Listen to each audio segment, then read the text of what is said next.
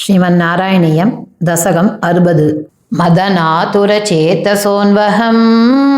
भवदङ्घ्रिद्वयदास्य काम्यया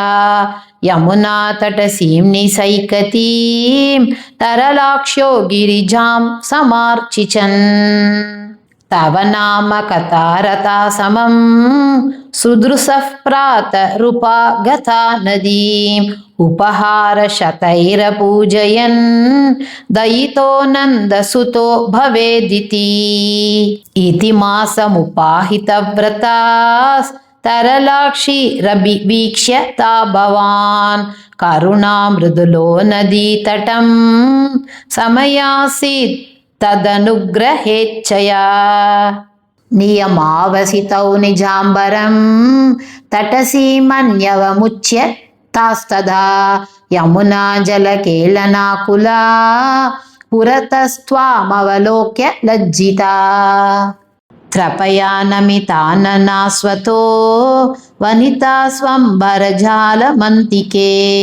निहितं परिगृह्य भूरुः विटपं त्वं तरसादिरूढवान् इह तावदुपेत्य नीयतां वसनं वसुदृशो यतायतम्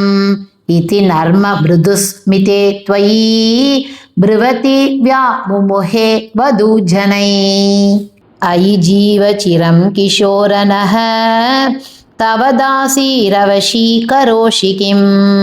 प्रतिशाम्बरमम्बुजे क्षणेत् युदितस्त्वं स्मितमेव दत्तवान् अधिरुह्य तटं कृताञ्जली परिशुद्धा स्वगतिर्निरीक्ष्यता वसनान्यखिलान्यनुग्रहं पुनरेवं गिरमप्यधामुधा विदितं ननु वो मनीक्षितं विदितारस्त्विह योग्यमुत्तरं यमुना पुलिने स चन्द्रिका क्षणदा इत्यबलास्त्वमूचिवान्